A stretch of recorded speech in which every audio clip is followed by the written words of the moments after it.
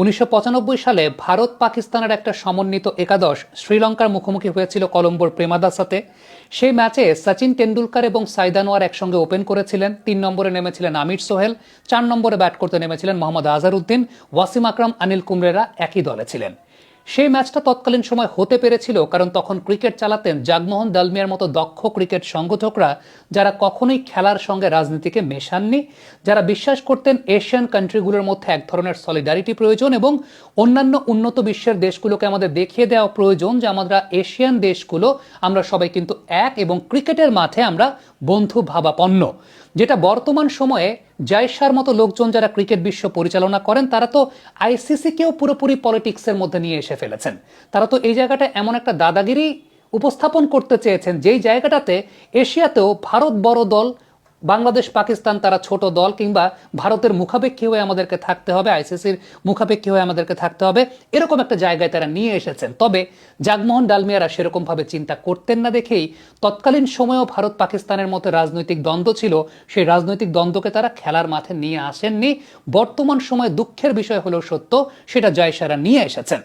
ঠিক এই জায়গাটাতেই একটা ধাক্কা দেওয়া প্রয়োজন ছিল এবং সেই ধাক্কাটা দিয়েছে বাংলাদেশ। আবারও বলি, এই ধাক্কাটা দিয়েছে পুরো ইকোসিস্টেমের মধ্যে বাংলাদেশ। কাউকে না কাউকে তো স্যাক্রিফাইস করতে হতো, সেই স্যাক্রিফাইসটা করেছে বাংলাদেশ। আর পাকিস্তান গেল 10-12 বছর ধরে আইসিসি বা বিসিসিআই দ্বারা ডমিনেটেড ছিল। তারা একটা সুযোগের অপেক্ষায় ছিল যে কখন তারা একটা টার্ন ব্যাক করবে, কখন তারা একটা মরণ কামড় দেবে। সেই মরণ কামড় দেওয়ার সুযোগটা পাকিস্তানকে করে দিয়েছে আসলে বাংলাদেশ, তাদের নিজস্ব গার্ডস দেখিয়ে। আমরা ছোট ক্রিকেটিং নেশন হতে পারি, কিন্তু এই জায়গাটায় আমরা যে আমাদের একটা অবস্থান দেখিয়েছি পুরো ইকোসিস্টেমটাকে নাড়িয়ে দিয়েছে। দেখেন, আজকে আইসিসি কিন্তু পুরোপুরি একটা বিপদে পড়ে গেছে। 6,000 কোটি টাকার মতো একটা ক্ষতির সম্মুখীন ইন্ডিয়া পাকিস্তান ম্যাচ যদি না হয়। এখন এই ইন্ডিয়া পাকিস্তান ম্যাচ হবে কি হবে না সেটা ডিপেন্ড করছে বাংলাদেশের উপরে, বাংলাদেশের একটা গ্রিন সিগন্যালের উপরে। আপনি চিন্তা করে দেখেন, যাকে আপনি খাটো করেছেন, যাকে আপনি ছোট করেছেন, তার উপর এখন ডিপেন্ড করতে হচ্ছে ইন্ডিয়া পাকিস্তান ম্যাচ হবে কিনা। বাংলাদেশ থেকেও অনেকে এই ব্যাপারটা নিয়ে কথা বলছিলেন যে কেন বাংলাদেশ এরকম স্ট্যান্স নিয়েছে। দেখেন, স্ট্যান্স নেওয়ার পরে কিন্তু এখন একটা মোরাল ভিক্টরি বাংলাদেশের হয়েছে। মোরাল ভিক্টরি হয়েছে দেখেই গতকাল পিসিবি আইসিসির মিটিং হয়েছে। আইসিসি রিকোয়েস্ট করছে যে ভাই ম্যাচটা খেলা দরকার, কারণ এন্টায়ার আইসিসির ফান্ডিং ইকোসিস্টেম। এবং দেখেন, এই ম্যাচে যে লসটা হবে, এই লসটা কিন্তু শুধুমাত্র ইন্ডিয়ার না, শুধুমাত্র পাকিস্তানের না, শুধুমাত্র বাংলাদেশের না, এন্টায়ার ক্রিকেটিং ওয়ার্ল্ডের। ঠিক এই জায়গাটাতেই বাংলাদেশ একটা ধাক্কা দিতে পেরেছে। এখন ডিপেন্ড করছে বাংলাদেশের উপর যে বাংলাদেশের 3টা শর্তকে আইসিসি কি মেনে নেবে কিনা। যদি বাংলাদেশের এই 3টা শর্তকে আইসিসি মেনে নেয় তাহলে ইন্ডিয়া পাকিস্তান ম্যাচ হবে, আদারওয়াইজ হবে না।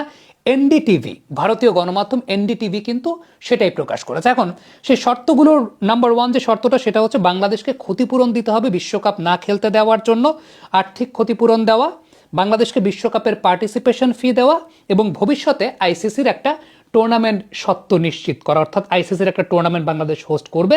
বাংলাদেশ অলরেডি হোস্ট করেছে 98-এ আমরা উইলস ইন্টারন্যাশনাল কাপ, মানে যেটা এখন চ্যাম্পিয়ন্স ট্রফি, সেটা আমরা হোস্ট করেছি। তখন আমাদের দেশে মাত্র একটা স্টেডিয়াম, আমাদের দেশে মাত্র 2টা 5-স্টার হোটেল। এখন আমাদের 3টা প্রপার ক্রিকেট স্টেডিয়াম আছে যেখানে ইন্টারন্যাশনাল ক্রিকেট খেলা হয়, 5-স্টার হোটেল আছে প্রচুর পরিমাণে। সো আমাদের কাছে এটা কোনো ব্যাপার না। বাংলাদেশকে ক্ষতিপূরণের যে জায়গাটা, সেখানে ডিমান্ড করা হয়েছে বাংলাদেশের তরফ থেকে যে আমাদের ক্রিকেটের স্ট্যান্ডার্ডটাকে বৃদ্ধি করার জন্য, গ্লোবাল স্ট্যান্ডার্ডে নিয়ে যাওয়ার জন্য, আমাদের ইনফ্রাস্ট্রাকচার ডেভেলপমেন্টের জন্য উই নিড মোর ফ্রম আইসিসির সোর্স অফ ইনকাম। এবং দেখেন, আইসিসির যে সোর্স অফ ইনকামটা হয়, এই সোর্স অফ ইনকামে কিন্তু বাংলাদেশের ক্রাউডদের একটা অনেক বড় অবদানের জায়গাটা আছে। ডেফিনেটলি বাংলাদেশ সেই জায়গাটা ডিজার্ভ করে। এবং এই ওয়ার্ল্ড কাপটা যে বাংলাদেশ খেলছে না, তাদের একটা পার্টিসিপেশন করার আগে একটা প্রিপারেশনের জায়গা ছিল। এই জায়গা থেকে ক্ষতিপূরণ কিংবা যে বিশ্বকাপের পার্টিসিপেটিং ফি, সেই ফি প্রদানের ব্যাপারে বলা হয়েছে। এবং সেই সাথে পাকিস্তানও 3টা শর্ত দিয়েছে। একটা হচ্ছে বার্ষিক বরাদ্দ বৃদ্ধি। দেখেন, একটা টুর্নামেন্টের একটা ম্যাচের উপর কেন্দ্র করে 6,500 কোটি টাকার উপর বিজনেস হয়। একটা টুর্নামেন্টের প্রায় 35% বিজনেস হয় শুধুমাত্র একটা ম্যাচের উপর ডিপেন্ড করে। সেই দলটা তো একটা এক্সট্রা বিট অফ ডিমান্ড করতেই চাইবে। দ্বিপাক্ষিক সিরিজ, যেটা ইন্ডিয়া পাকিস্তান দ্বিপাক্ষিক সিরিজ বন্ধ হয়ে গিয়েছিল বিকজ অফ পলিটিক্স, যেটা জগমোহন ডালমিয়াদের সময় বন্ধ হতো না। 3 নম্বর হচ্ছে মাঠে সৌজন্যতামূলক আচরণ। দেখেন, এই যে সৌজন্যতামূলক আচরণের কথা আমি বলছিলাম, দিন শেষে পলিটিক্যাল টেনশন সব জায়গাতেই থাকে, পলিটিক্যাল টেনশন হয়, কিন্তু আপনি যখন একটা অর্গানাইজেশনের আন্ডারে খেলছেন, আপনি যখন খেলা খেলছেন, খেলা কিন্তু সবসময় এক ধরনের সৌহার্দ্যপূর্ণ সম্পর্ক ডেকে নিয়ে আসে। খেলা সবসময় একটা ডিপ্লোম্যাটিক পিস মেইনটেনের জায়গা হয়ে যায়। কিন্তু বর্তমান সময়ে এই খেলাটাকে উল্টো ডিপ্লোম্যাটিক পলিটিক্সের টুল হিসাবে মানে অবলম্বন করা হচ্ছে, যে এখানে আসলে কে কোন জায়গাটা আপার হ্যান্ডে থাকবে। আবারও বলছি, 1995-এ ইন্ডিয়া পাকিস্তানের মধ্যে কিন্তু দ্বৈরথ ছিল, রাজনৈতিক দ্বৈরথ ছিল, কিন্তু জগমোহন দালমিয়ারা কখনোই সেই দ্বৈরথকে খেলার মাঠ পর্যন্ত আনতে দেন নাই। ইন্ডিয়া পাকিস্তান একসঙ্গে তারা একই টিমের হয়ে মাঠে খেলেছে, সেই দৃষ্টান্তও ছিল। এখনকার সময় গত 10-11 বছর ধরে আইসিসি বলি বা বিসিসিআই বলি পাকিস্তান ক্রিকেট বোর্ডকে চাপিয়ে রেখেছে, একরকমের চাপিয়ে রেখেছে। এই জায়গাটা পাকিস্তান কখনো মুখ ফুটে আসলে কিছু বলতে পারে নাই, তাদের সেই জায়গাটা ছিল না।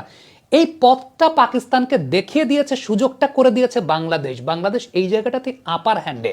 এবং আপনি যেভাবেই নেন না কেন, আপনি যাই বলেন না কেন, আপনি যেভাবেই চিন্তা করেন না কেন, Bangladesh cricket board did the right thing. They did the right thing.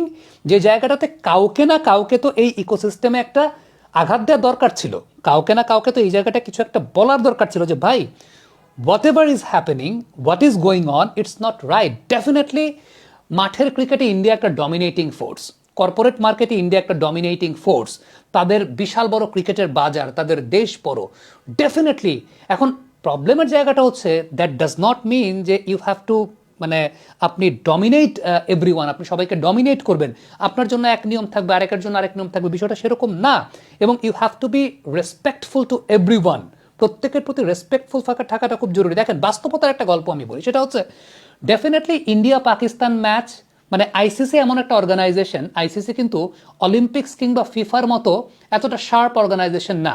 আইসিসির ইনকামটা ডিপেন্ড করে নির্দিষ্ট কিছু দেশের উপরে।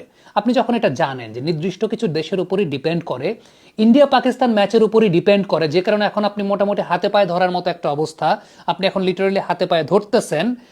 এশিয়া কাপে অন্য কোনো টিমের সাথে রিজার্ভে থাকেন, ইন্ডিয়া পাকিস্তানেই থাকে।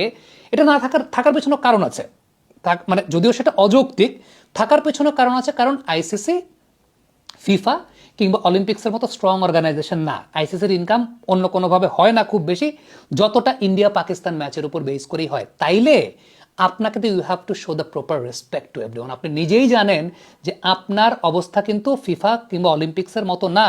তাইলে আপনার যারা স্টেক হোল্ডার্স আছে তাদের সঙ্গে তো আপনি মিলেমিশে থাকবেন। বাংলাদেশের যে ক্রাউড, বাংলাদেশের যে হসপিটালিটি, বাংলাদেশের যে entire market, cricket corporate market, এই মার্কেটটাও কিন্তু আইসিসির কাছে আপনি যদি চিন্তা করেন একদম মানে থার্ড ফোর্থ জায়গাতেই। এই মার্কেটটাও, বাংলাদেশের ক্রাউড মার্কেটটাও আইসিসির কাছে থার্ড ফোর্থ জায়গাতে। হ্যাঁ, India, they have the maximum number of stocks, they have the maximum number of shares, এবং সেটা আপনি যদি চিন্তা করেন যে প্রায় মানে 70-80%-এর ওপরে, ডেফিনেটলি এটা অস্বীকার করার কিছু নেই। কিন্তু এরপরে সেকেন্ড টায়ার আপনি তো আর একা একা ভারত বনাম ইন্ডিয়া তো আর ক্রিকেট খেলা হবে না। এরপরে যাদের সাথে আপনার দ্বৈরথের জায়গাটা কমার্শিয়াল ভ্যালু জেনারেট করে, পাকিস্তান, বাংলাদেশ, আপনার তো এই জায়গাটাতে এশিয়ান ক্রিকেটের পাল্লাটাকে আরও ভারী করা উচিত। ক্রিকেটের গ্লোবালাইজেশন নিয়ে আরও চিন্তা করা উচিত, যে ক্রিকেটটা কীভাবে সামনের দিকে আগাবে। সেটা না করে যেটা জগমোহন ডালমিয়ারা করতেন, যে ক্রিকেটের গ্লোবালাইজেশন নিয়ে চিন্তা করেন। দেখেন, জগমোহন ডালমিয়াও কিন্তু একজন ভারতীয় নাগরিক, তার ব্যাপারে কি আমি কোনো খারাপ কথা বলছি, তার ব্যাপারে কি আমি কোনো দুর্নাম করছি? তা তো করছি না, কারণ he use to think about the globalization of cricket. শুধুমাত্র নিজের ব্যাপারে নিয়ে চিন্তা করতেন না। যখন আপনি ওই চেয়ারে বসেছেন, you have to think about the globalization of the cricket. So দিন শেষে এই জিনিসগুলো স্টপ হওয়া প্রয়োজন ছিল, এই জিনিসগুলো এখনও স্টপ হওয়ার দরকার। ক্রিকেটের মধ্যে পলিটিক্সটা বন্ধ হওয়া উচিত, ক্রিকেটের সঙ্গে পলিটিক্স কোনোভাবে থাকা উচিত না, এবং দুই দেশের মধ্যে পলিটিক্যাল টেনশন থাকলেও ক্রিকেট মাঠে সেটার ইম্প্যাক্ট রাখা উচিত না, ক্রিকেট মাঠে সেটার ইম্প্যাক্ট ফেলা উচিত না, যেটা একটা সময় এনশিওর করতেন অন্যান্য যারা দক্ষ ক্রীড়া সংগঠক ছিলেন তারা। যেটা এখনকার সময় সত্যি কথা বলতে জায়েদ মতো লোকজন, যাদের অভিজ্ঞতাও খুব কম, যারা অমিত শাহর ছেলে হওয়ার সুবাদে ক্রিকেটে এসেছেন, তাদের মতো লোকজন যখন সত্যিকারের অর্থে উত্তরাধিকার সূত্রে কোনো কিছু একটা পেয়েছেন কিংবা নেপোটিজমের মাধ্যমে কোনো কিছু একটা পেয়েছেন, তারা পুরো বিষয়ের পুরো ক্রিকেট ইকোসিস্টেমটাকে মাখিয়ে ফেলেছেন। টু বি ভেরি অনেস্ট, একথা বলতে পারছি কারণ ক্রিকেটেরও আমরাও একটা পার্ট। সো এন্টায়ার ক্রিকেটের একটা ইকোসিস্টেমকে নষ্ট করে ফেলছেন এরকম নেপোটিজমের মধ্যে আসা লোকজন। কমেন্ট বক্সে আপনাদের মন্তব্য, মতামত জানতে চাই।